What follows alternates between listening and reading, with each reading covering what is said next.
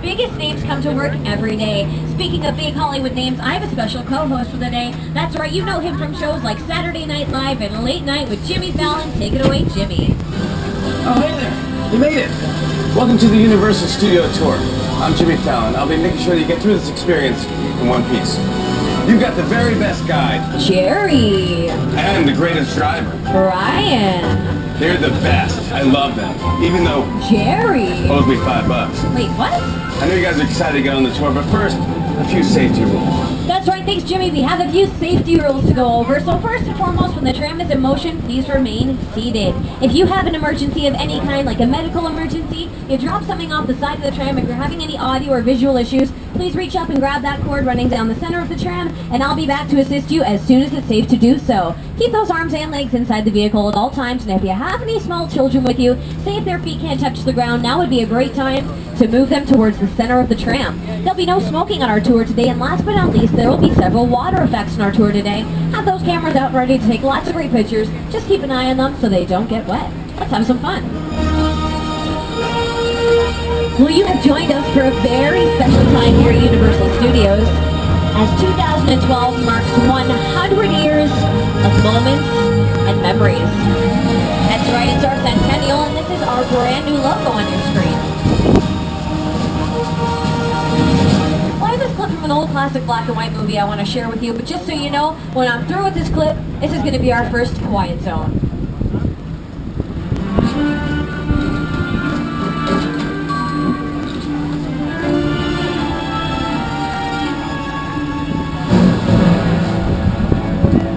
I have the room ready for you and Mrs. Barrington.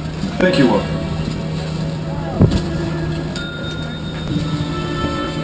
Did you hear that?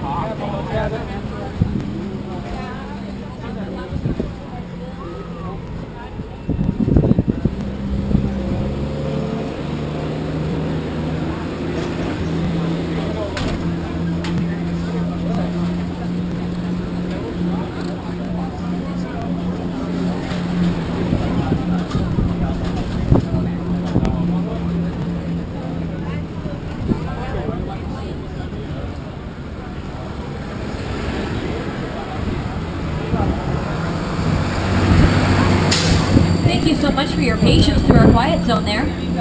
Well, Universal Studios is part of NBC Universal, one of the world's largest entertainment corporations. The big media powerhouse is not only comprised of just Universal Studios, but also many of your favorite television networks, such as NBC, E!, Sci-Fi, Bravo, USA, Telemundo, the Golf Channel, the Weather Channel, CNBC, MSNBC, Oxygen, and NBC Sports, just to name a few. Our television history goes back nearly 75 years with the opening day ceremony of the 1939 New York World's Fair. And since then, as you can see, we've been responsible for broadcasting some of the biggest shows ever known to network television.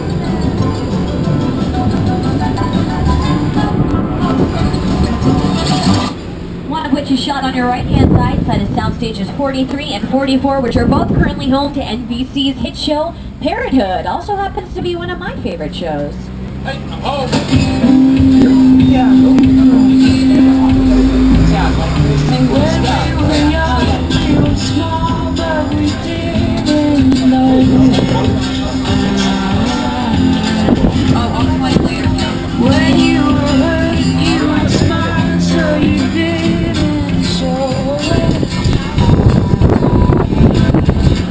bungalows on your left-hand side used to be dressing rooms for some of Hollywood's biggest stars in its heyday, such as Ron Hudson, Jimmy Stewart, and Doris Day. These are now production offices for some of Hollywood's top writers, directors, and producers. As we pass by, give a big wave hello to my pal, Mr. Potato Head, standing outside the Hasbro offices. They're bringing some of your favorite board games to life, most recently being Battleship starring Liam Neeson. The bungalow right beside at 5195, the only one with the white awning, has a very familiar portrait out front, and that's because it once belonged to Sir Alfred Hitchcock, legendary director of films like Vertigo, Rear Window, Psycho, and The Birds. Here are a few Hollywood A-listers to tell you a little bit more about Sir Hitchcock's presence here at Universal Studios. Lou said he could move into that office. I said, no, I can never be in Hitchcock's office. That should be a shrine, a museum. Very exciting, just to know that he was there and walk by and know he was in that office. Hitchcock has influenced every director. I saw Hitchcock once walking around the commissary. Hitchcock had his bungalow on the lot. I used to go see Alfred Hitchcock. I loved working with him. I highly respect him. He really understood fear and terror. Birds? That was a really scary movie. The Birds? Oh man, that had me looking at crows like for the next 10 years. Psycho, of course. Vertigo was one of the all-time great masterpieces. Hitchcock was master. Well, Alfred Hitchcock would be no stranger to the next part of our tour, and that's because we are now entering the backlot. This is where we shoot the big stuff, people. Exterior shots on a very large scale. Now, you might remember in 2008 we had a bit of a fire out here at our backlot, but it gave us the perfect opportunity to upgrade these sets. Based on decades of experience from some of the top filmmakers in the industry, we assembled an award-winning team to build bigger and better backlot locations. These are our Metropolitan sets here. And the first stop on our tour of our Metro sets is Brownstone Street. Welcome. You might recognize it from films like Angelina Jolie's Changeling, our Academy Award Best Picture winner, The Sting, and even Bruce Almighty. Grace, the dog! I'm in the shower! Inside bad, outside good. Inside bad, Check it out, Brownstone Street. outside good.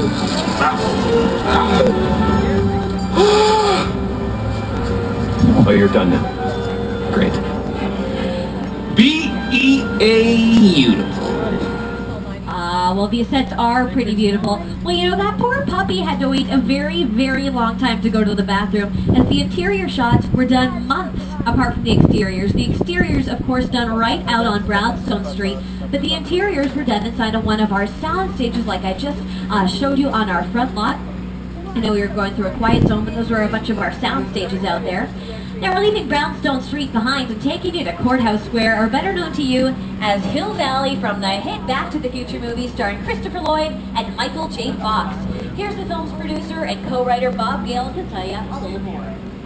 It was actually the back lot of Courthouse Square that inspired the entire climax to Back to the Future. I had scenes up at the clock tower on that ledge. There was a ledge about that wide. And I was standing inside, looking at the ledge, and I already had vertigo. I just thought, there's no way in the world, no way I'm going to stand on that. I was up there for quite a while. Of course, I had a table.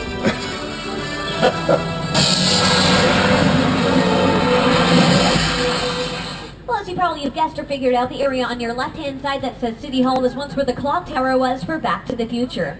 Now, after production's over, we do something called striking the set, meaning that we take away everything that was added for a particular production. We do that just to bring our sets back down to neutral, so we can use them again for a future production. We don't want to recognize these sets from one production to the next. This was a very popular filming location for Jennifer Love Hewitt's show, The Ghost Whisperer, which aired for 5 seasons.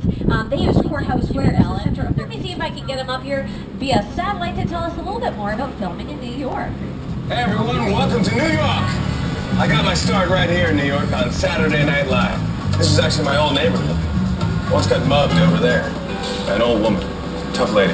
This is my favorite hot dog guy. Hey buddy, how's it going? Remember me? No.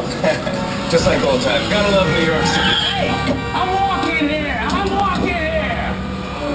Hey, it's cool guys. I was just, just walking there.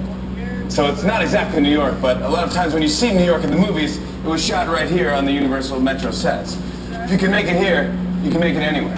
Even if you make it here on the Universal lot.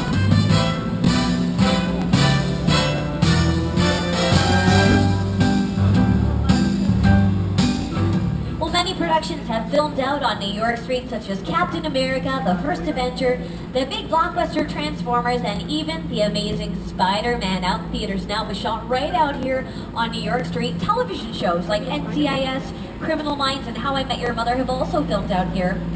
Now, our New York Street comes equipped with its very own Broadway theaters and even its own Macy's, like we brought 34th Street right here to Southern California. Now, I was talking earlier about when we rebuilt these sets after our fire, where we actually increased the size of these buildings to stand over 50 feet tall, which gives the camera the illusion that these buildings are just as tall as the real ones in New York. We actually have working manholes out here on New York Street too, which allows film crews to go in and pick fog machines at the bottom of them, giving the camera the illusion that steam is rising out of the ground. Well, a lot of the buildings you're looking at are what we call facades, meaning that they're only the front and sides of buildings. Sometimes we'll only build what the camera can see and your imagination will naturally fill in the rest. However, since we've rebuilt these sets, we built some of them to be practical sets, meaning that they feature a wide interior space with a steel infrastructure, which allows production crews to go in and dress the inside the way they want, so we can shoot both interiors and exteriors. I was thrilled when Universal invited me back to Skull Island, and it's great to have you along for the ride. Now, we have created this 3D immersive experience, so you're going to have your glasses ready. Don't put them on yet, but just have them in your hand because we're about to return to Skull Island.